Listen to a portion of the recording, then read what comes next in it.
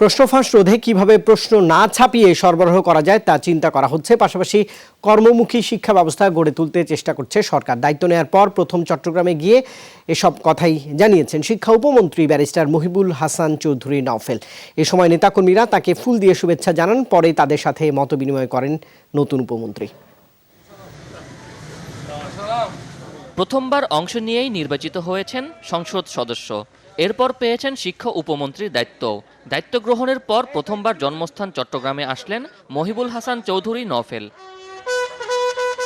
চট্টগ্রামের সার্কিট হাউসে পৌঁছালে ফুল দিয়ে শুভেচ্ছা জানান জেলা প্রশাসনের কর্মকর্তা এবং আওয়ামী লীগের নেতাকর্মীরা। এরপর নেতাকর্মীদের সাথে মতবিনিময়কালে আগামীতে কর্মমুখী শিক্ষা ব্যবস্থা গড়ে তোলার প্রত্যয় ব্যক্ত করেন তিনি। কারিগরি শিক্ষা ব্যাপকভাবে বিস্তৃত করবার জন্য ব্যাপক পরিকল্পনা নেওয়া হয়েছে। সেটা আমরা ইশতেহারে পরিষ্কার করে বলেছি যে আগামী দিনের শিক্ষা হবে কর্মমুখী শিক্ষা। এছাড়া প্রশ্ন ফাঁস রোধে অভিভাবকদের সচেতন হওয়ার আহ্বান জানিয়ে ভিন্নভাবে কিভাবে প্রশ্নপত্র ছাপানো ও সরবরাহ করা যায় তা নিয়ে চিন্তা করা হচ্ছে বলেও জানান শিক্ষা উপমন্ত্রী। ইন্টারনেট ডিভাইসের মাধ্যমে আধুনিক পদ্ধতিতে প্রশ্ন যেন পাওয়া যায়, যাতে করে সেই ক্ষেত্রে ফাঁসের বিষয়টা, প্রিন্টিংয়ের বিষয়টা কমিয়ে আনা যায়, সেটাও একটা চিন্তাভাবনা হচ্ছে।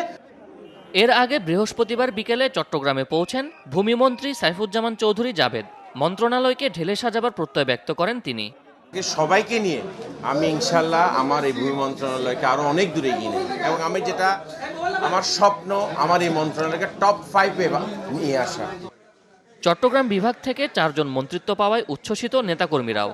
আমরা আশা করব যে চট্টগ্রামের যে সকল অসমাপ্ত কাজগুলো রয়েছে এগুলো খুব দ্রুত সম্পন্ন হবে। আশা করছি ওনারা দেশ এবং জাতিকে তাদের সাধ্যমতো এবং প্রয়োজন মতো দেবেন। প্রত্যাশা পূরণে শতভাগ শ্রম এবং মেধা ওনারা ব্যয় করবেন। সমগ্র বাংলাদেশকে ওরা সঠিক নেতৃত্ব দিতে পারবে বলে আমরা আশাবাদী। বন্দরনগরীর পরিকল্পিত উন্নয়ন নিশ্চিত করতে চট্টগ্রাম থেকে নির্বাচিত সব সংসদ সদস্য এবং মন্ত্রীদের সমন্বিত উদ্যোগ চান সাধারণ মানুষ। শোয়েব রহমান, যমুনা নিউজ, চট্টগ্রাম।